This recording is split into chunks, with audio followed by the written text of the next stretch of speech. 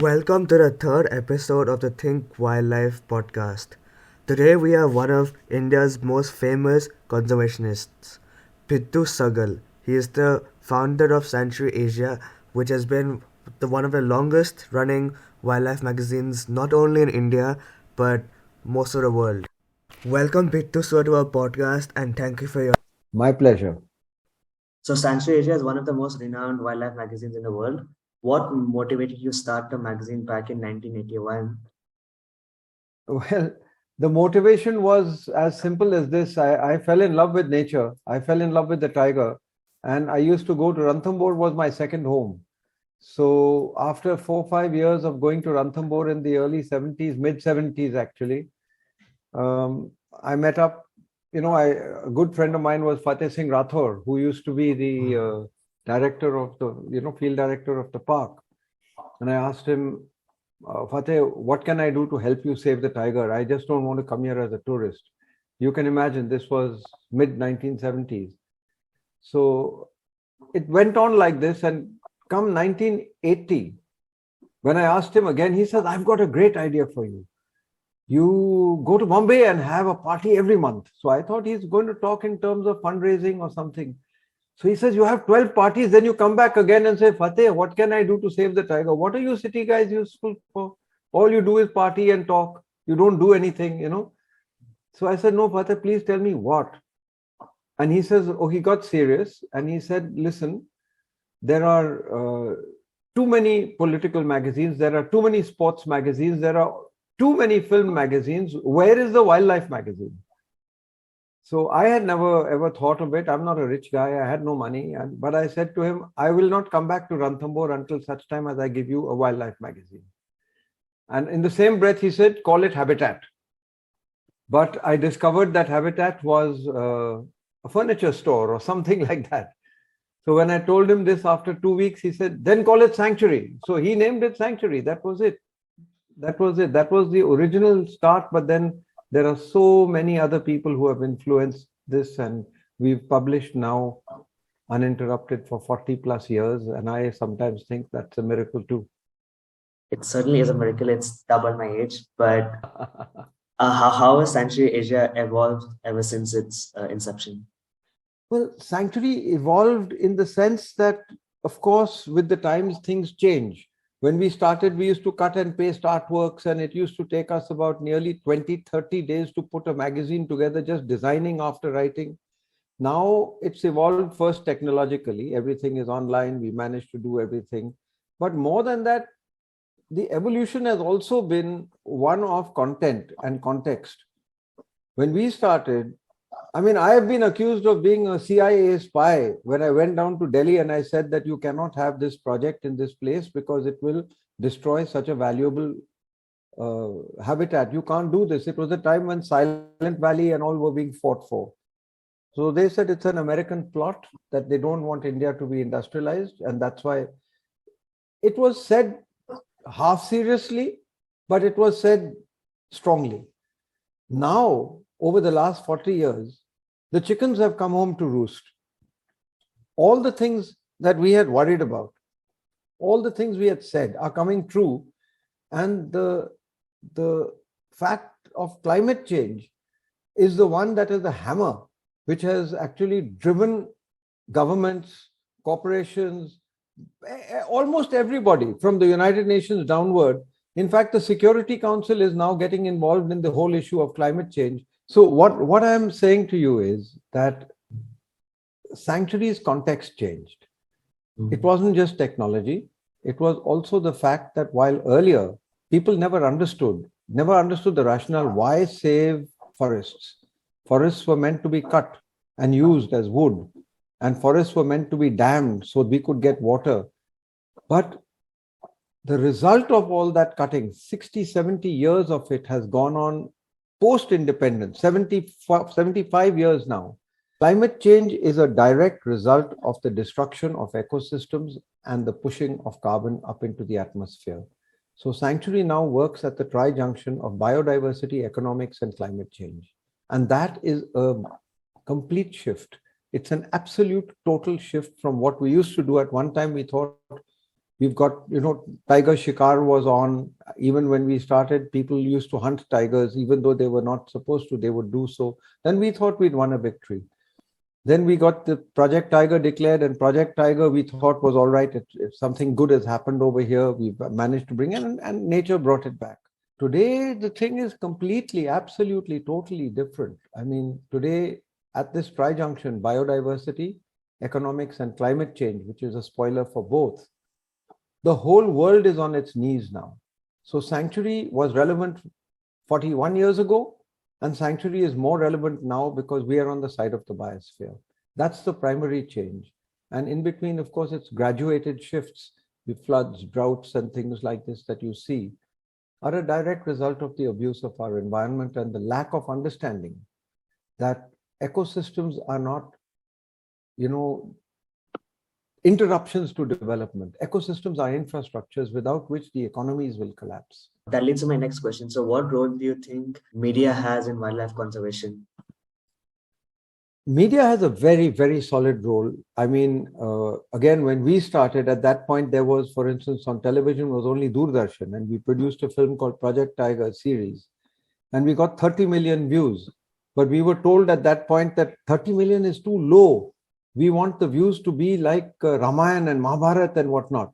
So the point is that, but we did put down a signature because of the thing that we had done. And this was now, I think it was the mid 80s that we did it, 85, 86, we produced those films and we brought this connection. You can't save the tiger if you don't save the forest. If you save the forest, you save all the other species that live under it, under that canopy of that forest and in the soil. And in the process of doing this, when the rain falls, the forest sponges that rain, feeds the aquifers. The aquifers, when the rain stops, they feed the rivers. And the rivers, as they go along, they feed our farms. And that's how we feed ourselves. So the idea was that, media helped us. Doordarshan helped us. And the press itself began to take this up initially slowly. And then, I must have written for 60 or 70 different newspapers and magazines across the country for a good 10, 15 years, translated into many languages, Deccan Herald, Midday, Times of India, Indian Express. Now everything has changed. When you talk of media, I am looking at you young guys, and I'm looking at social media as being the game changer. It's not in the control only of the big boys. And that's the most important thing of all. Also, how do you think that the portrayal of wildlife conservation has changed? We've spoken about how wildlife media has changed, but now let's talk about how the portrayal of wildlife has changed in the media. In the media, wildlife is portrayed in two different ways. The people who are, how would you say, the people who don't like what we do, they look upon us as villains, we're coming in the way of development. Same thing that happened to us when we started the magazine. But your generation is looking upon wildlife conservation as the only way out of the mess, the deep hole that my generation has dug for you. So in terms of perception, I think that is what I understand. I don't know. You'd be a better person to tell me what young people think, but I do work with young people. And they do believe what I'm telling you now to be true, that my generation has colonized them, Well, let's put it like this, You can make a mistake once, you can make a mistake twice. When you make a mistake thrice, that's unforgivable. So at this point in time, your generation doesn't have the luxury of making a mistake. The elasticity of time has vanished, Anish, completely vanished. We used to say in 10 years, in 15 years, we'll do this, we'll do that, etc. It took Project Tiger 8 or 10 years to be recognized as the world's most successful conservation project, And 600 rivers are now fed from Project Tiger reserves and the other sanctuaries. But I don't know whether we have anything more than 3 to 5 years now. So you guys have got to step on the gas. And some of us who assist you, we are ready to put our lives on the line for you. At Sanctuary, one of your most prominent campaigns is the Kids for Tigers program. So could you just talk about this project a bit? Yes, of course. Kids for Tigers actually began We launched Sanctuary in 1981. Then in 1983, 84, we launched Cub magazine because we felt parents told us our children need to know this. So we launched Cub magazine, and then as we launched Cub magazine, we found kids so interested that we began to go to schools. So we went to in the initial stages. By the year 2000, we'd gone to 900. I think it was 950 schools we had gone to, 1 million kids. And we used to tell them just a simple story, what I just told you. You can't save the tiger if you don't save the forest. You save the forest, you save all the creatures. Then you harvest the rain. That rain feeds the farms feed us. So saving tigers saves yourself. Now, it took us 1 year to tell that story to children because we took them on nature walks, we showed them slideshows, we had camps, we had campaigns. We got into the Limpopo Book of Records because 10 lakh children signed a signature to the Prime Minister saying, save the tiger. We created, Sanctuary actually created what you might call, it created the atmosphere in which people could understand that it's not, oh, beautiful tiger, we want to save you, we want to hug you. Nothing wrong with the emotion, but the tiger is a hardcore representative of the biosphere, and it is the gardener of Eden. It is hamare van ke mali hai wo. Without these creatures, a tiger is not just a tiger, it's a metaphor. So the tiger or a bee or a bird or a butterfly or a beetle or a snake, or for that matter, a shrew or a polar bear or a giraffe, or you get the point. All these creatures, there are two things with biodiversity. One, not a single species other than us has the technology to create real waste. And the second thing is, not a single creature in this whole planet Earth destroys its next generation's food supply and survival mechanism. We are the only ones. We're just bumped up monkeys, and we are doing the wrong thing right now, and it's time we changed. Anish, remember one thing. Everybody knows the name of Darwin, but very few people understand what Darwin meant when he said survival of the fittest. It was taken by human beings to be the strongest. But in Darwin's own explanation, it's not the strongest, it's not even the most intelligent, it's the most adaptable that will survive. So human beings, we're very intelligent. We know how to calculate, we know how to predict, we know how to do this, we know how to do that, but we are trying to re-alter nature. Now, that is not a job we are capable of doing. So I don't have very high hopes for Homo sapiens. In fact, I label them now Homo stupidus, All the other creatures are much smarter than us because they've learned that they have to live the right way. They adapt to nature, and we want nature to adapt to us. You mentioned that you worked with about 10 lakh students. So what is the reaction? Like how was the response from the students? Beta, Kids for Tigers projects, I can tell you this, what we do is actually, I owe, and all of us owe a debt of gratitude to the teachers, because they say the hand that rocks the cradle rules the world. But I know this, I'm a grandfather, that when the kid gets to be 3-4 years old, the mother's so happy to hand it over to the teacher because then she has a life, And the same thing happens, whether it's urban or rural. So let's put it like this, that I think that Kids for Tigers has over 40 years, literally 2 generations, effective generations, up to the age of 20, 25, your age. There are people who've come to us at the age of 10 and 11. And in Ranthambore, for instance, Govardhan Meena, he's a tribal boy who came to us at the age of 11. He's now 37, got 2 kids of his own, and he's like the Pied Piper of Ranthambore. He goes from village to village to village, and he's explaining to them कि भाई बाघ बचाएंगे तो हम बचेंगे, जंगल बचेगा तो हम बचेंगे, जंगल नदी की माँ है, all these things, all these various things.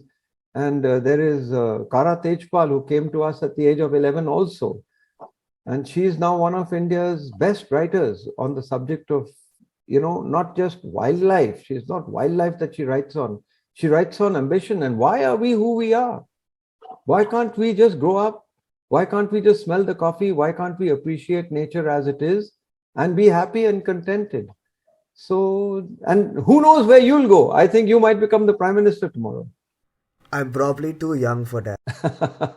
Yeah, let's see. The younger and younger people are getting into politics, and perhaps You guys might redefine politics. I hope you will. Do you think India's education system is doing enough to educate the children about wildlife and conservation and the environment also? In a word, no, it's not. We should have started like Kids for Tigers. We do what we can do, and we go to a lot of kids. We go to 1 million kids even now, in rural areas, urban areas. But if you look at NCERT, what's happening is that they're being taught that what we consider to be sources of life are just resources, So I think that education, as we know it, let's say the English speaking people like us, we were taught to become the equivalent of slaves. You have to do this. You don't try and use your own mind. Go ahead and just do this and do it efficiently. And we churned out people after people after people like that, obeying the rule of the powers in place. You guys are going to have to do some free thinking, because my generation has certainly gone the wrong way. Otherwise, why would we see climate change coming down? It's the single most devastating evidence of market failure. So the economies of the world, I think, will have to wake up and change. Paths will have to change better. I mean, I will always answer slightly to the left and right of what you ask, but I think you get the picture. Yeah. Moving on to one more major project run by Sanctuary Asia. Can you talk about the Muds on Boots project a bit?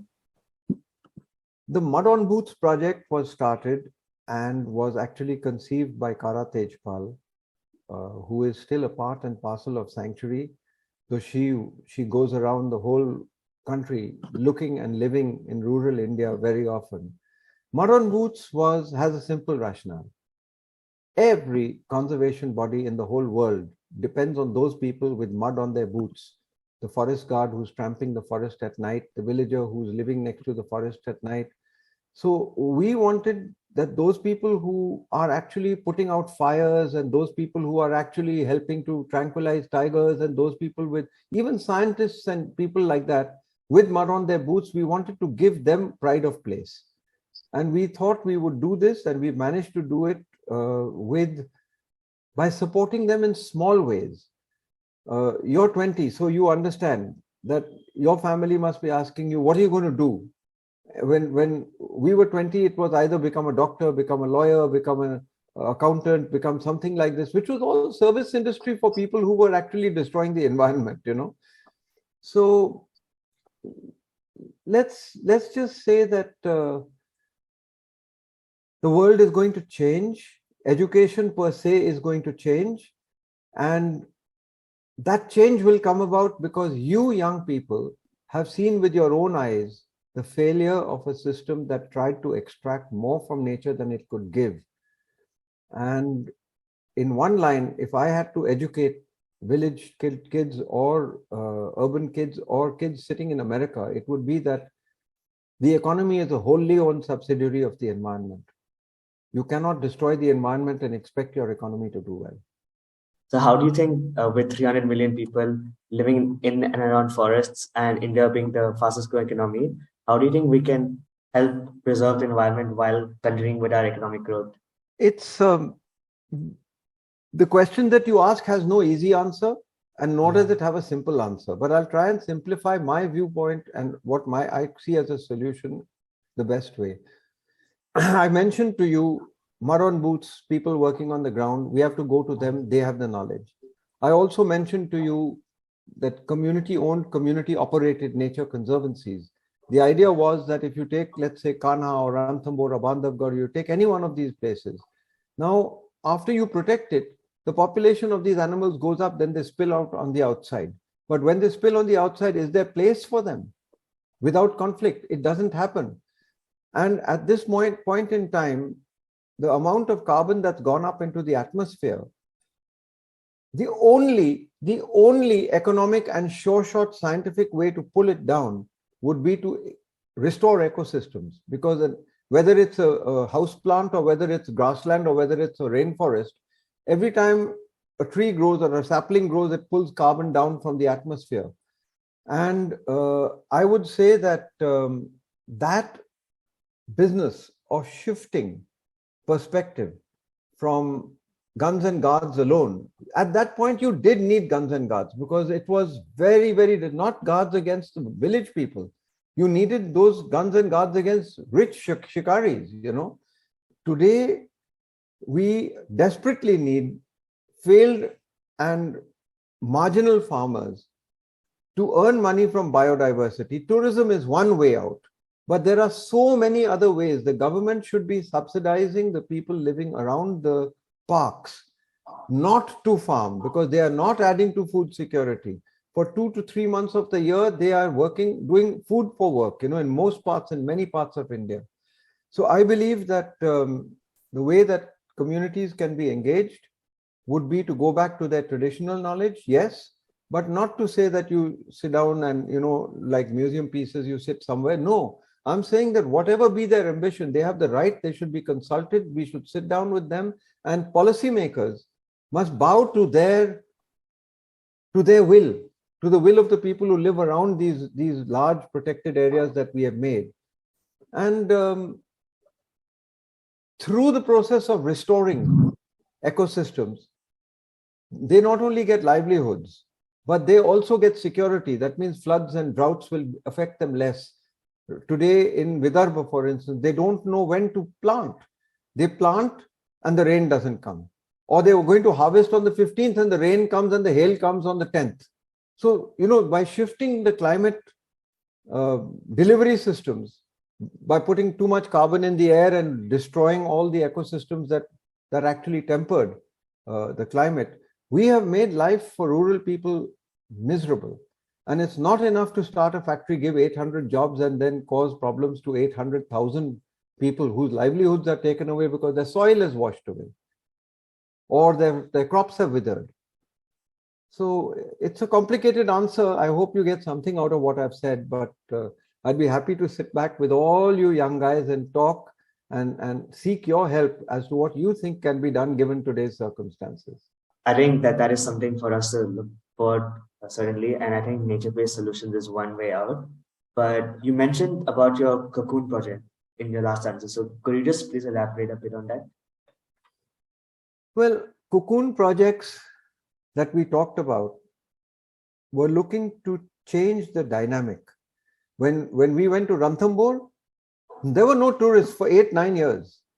The moment we put Project Tiger out and a prime minister came and visited, suddenly the hotels began. But did the local villagers get any advantage from that? No. In fact, when Project Tiger was set up, it was they who were displaced. Now, they should, if for having displaced them, they should have been the primary beneficiaries of more tigers coming back. But they still are not up to today. So, I mean, for me, cocoon conservancies was a way where marginal farms, which are right on the edges of the parks or between two parks where there might be a corridor, it's possible for us to make sure that the people who own land there don't have to struggle against wild pigs, against tiger kills, against the vagaries of climate. We want them to not sell their land to rich people. We want them to hold on to their land, and we would like that their children begin to nurture their land back to ecological health. The issue now becomes one, yes, that's fine, but how do they sustain themselves? So that sustenance, as I said, tourism, which is sensitive and which is earthy, is one small 5% segment. That's a way in which right now thousands and thousands of those kids are guides, but we need to give livelihoods to millions. So restoring the ecosystems can be done. I'll just extend that answer by a little bit more. India is one of the world's largest large dam builders, but all the catchments of our dams are destroyed. Therefore, all our dams are oversilted. Therefore, all our dams are non-performing assets. If we take the people who are living in the catchment areas, and Kanha, for instance, is the southern source of the Narmada River, then Melghat is the source of the Tapi, And so if we restore the catchments, doing simple things, it's, you build a contour bund here, you build a trench here, it's basically soil and moisture conservation works, then protect it from fire, And you'll find birds, bees, butterflies coming back so fast. In 3 to 5 years' time, the sponge comes back. When the sponge comes back, the carbon comes down. The people don't, they have fresh water, their health improves. So all these things are fine, except the problem is it doesn't suit those people who have learned to game the system. So if there's a coal mine under the Tadoba tiger foot pugmark, they want that coal mine. If you go down to parts of Goa, they want the iron ore. You go down somewhere else in the northeast, now they want to build a dam and export electricity to whom? The glaciers have melted. So it's a very complicated world into which you guys are being asked to take over. But again, I've given you a Ada Teda answer. I hope that you'll get something out of it. There's been one more problem in conservation recently is that a lot of wildlife has been found outside protected areas. 99% of wolf population is found outside protected areas. I think 30% of tiger population is found outside protected areas. So where do you think India is lacking in its conservation, in her conservation, and how do you think this can be improved? See, why is there no space outside? At one point, forget about Project Tiger. We declared Project Tiger, but most of the tigers lived outside because there were forests there. Now what's happening is that the tigers are becoming overpopulated in places like Tadoba and Ranthambore. And if the outside does not come back to forest status, then you're going to have conflict. So as I see it, the only real answer to solving both this conflict issue and to give stable populations of biodiversity, without which human beings won't be able to survive, would be to ensure that we rewild the Indian subcontinent in ways where this time we don't make the same mistake of a top-down, strategy. We do it from bottom up. If we reclothe the catchments of our dams, that will increase our lean season flows of water, and that will reduce floods and droughts, and that will create perhaps between 5 to 8 million jobs for people who live close to where their villages are, where their towns are. Instead of migrating from Uttar Pradesh and Bihar and coming to Bombay, where they would live in miserable conditions, they could do the same thing and feed their families and live with dignity where they are, provided policymakers understand that they are critical to the rewilding of the Indian subcontinent, which is critical to fighting climate change.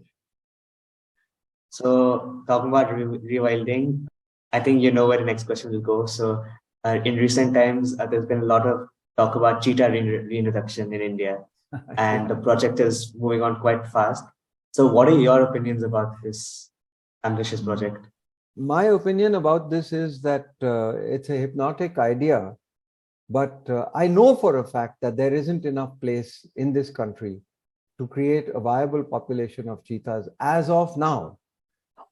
The cheetah is at best, yes, they can use scrub and things like this, but they need grasslands. Where are the grasslands? Wetlands and grasslands are the fastest vanishing ecosystems in the world, not just in India. So if we don't give them vast lands, the cheetah has no future. They'll live in glorified safari parks, where they'll be fed, So huge amounts of money. Here we are unable to save the tiger, we are unable to save the leopard, we are unable to save the lion, really, because the lion is now, though it's spread out everywhere else, there's a backlash taking place in Gujarat, So I would say that now that the cheetahs have arrived, there's no point crying over spilt milk. I think that they should have done much better thinking on this in terms of keeping habitats ready. Palpur Kuno, I know intimately. It's a large area without village populations inside. But the cheetah has never met an animal like the tiger. I don't think tigers and cheetahs are going to be able to live together. The cheetah will be wiped out, I hope and I pray I'm wrong. I have never wanted to be more wrong in my life, but I also hope that in the name of the cheetah, vast grasslands, vast scrub areas, which are now treated as wastelands, will come back to life. I think Kuno was also meant to be one of the site of translocation for the Asiatic lions. So what do you think? I'll tell you, I understand your question. Let me put it like this. If you go back in time and you look at the 1980s Sanctuary magazine, the first problem came up with rhinos. We wanted, there were so many rhinos in Kaziranga that it was beginning to already then pose a problem. So we said that Dudhwa and places like this, which are the same very lovely habitats, why don't we take a population of about 6 to 8 rhinos and repopulate it? And Assam said, no, the rhino belongs to Assam. So, I mean, that thinking process that human beings will make a line and say, this is mine, that is yours. Neither the migratory birds nor the animals, they don't know what these boundaries are. They will go where there is food, where there is shelter, where there is safety, where there is water. And if you can't put all your eggs in one basket, so that was the first one. As far as the lion is concerned, right now the lion has gone to Amreli in one place, it's gone to Rajkot in another place, it's gone everywhere. There's going to be a big backlash in Gujarat on the overpopulation of lions. Into a place where they would be able to, because the lions would be a pride, they would be able to hold their own against tigers and things like this. I don't know now what the outcome is going to be. I think I won't even live long enough to know. So you'll have to write me a postcard wherever I am and say, you were wrong. The cheetah is doing very well, or something of that sort, or sadder news. So that's hopefully it's a former, and in the process, hopefully we save the grasslands. And one more question is that you mentioned that in the process of reintroducing cheetahs, we might save the grasslands. But don't you think wolves and hyenas and leopards are enough motivation to save the grasslands? So why do you think that? Because if we cannot save grassland with those species, why do you think the cheetah will make a difference? I'd put it like this. The current government has put their reputation on the line. I think that they will want to save the grasslands for the cheetah, wherever they put it. And there is always going to be a conflict because the grasslands are the places where farmers want the grasslands to grow their food. And at this moment, very few people understand this. While the forest is a huge contributor to carbon escaping up into the atmosphere, actually, if you look at the largest ecosystem destruction has taken place between grasslands and wetlands. So I believe that any symbol of anything that is a grassland, like you take the Great Indian Bustard. Right now, wall-to-wall solar panels are being put up in the Great Indian Bustard's breeding grounds. Now, that in itself is going to affect the grasslands. We don't need to blanket charge and treat grasslands as wastelands. It is actually hardcore looked upon as a wasteland. They're not wasteland, they are ecosystems. They are the ones that gave rise to mammals. Without the grasslands, mammals wouldn't have evolved the way that they're evolving, So it's a complicated thing, but I'll tell you this. Before we close our interview, there's a word called homeostasis. Homeostasis. I would like every one of the people listening on this, particularly the young, to look it up on Google. It basically means things coming back to set point. So if you have a temperature 98.6 and it goes up to 101, you'll start maybe sweating or shivering or something like this, and your body temperature will come back. Automatically, it gets adjusted.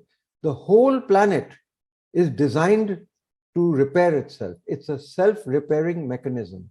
This biosphere that you see, it can repair itself, provided Homo sapiens, bumped up monkeys, who think they are cleverer than they actually are, just step back and let nature fix itself. You're saying nature-based solutions? I'm saying they don't even need us to plant a single plant. They just need us not to light fires. They need us not to drown forests. They need us not to hack down the Nicobar Islands to create golf courses and hotels and shipping yards.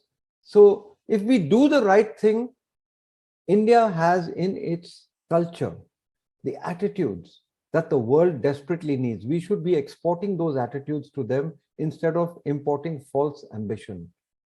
I might sound angry. I'm not actually angry, I'm just worried. I'm a little concerned. I'm a little panicked that अभी क्या करेंगे ये बच्चे जब हमारी पीढ़ी हड़प कर जाएगी उनको. Intergenerational colonization. I do everything in your name. Why do I give you an education? So you'll do well. Why do I give you clothes? So you'll be all right and you find a good girlfriend, you know. I do all that in your name, but do I have to destroy your rivers, your forests, your glaciers, melt down? We know what the solutions are. Is that doing something for you, or are we just big boys with big toys just having fun at your expense? So that's a very good point to think and a good way to end this interview. So thank you so much for your time, and it was a pleasure interviewing you. Thank you, Anish. Let me put it to you. Close the interview with one simple statement. Human beings don't yet have the technology to destroy the biosphere. Everything will be fixed, and that homeostasis, nature will make sure that everything will be all right. You will live a good life, but you will have a very rough time of it. And people of my kin, my lot, all they're trying to do is to make it less painful for you and to show the self-interest, the economic self-interest to my generation कि भाई ऐसा मत करो, ये तो मूर्खपन है. अगर नदी नहीं रहेगी तो where your agriculture coming from? If you can't, if and blah blah blah blah. I won't go much further, but I think you get the picture. Thank you very much for this.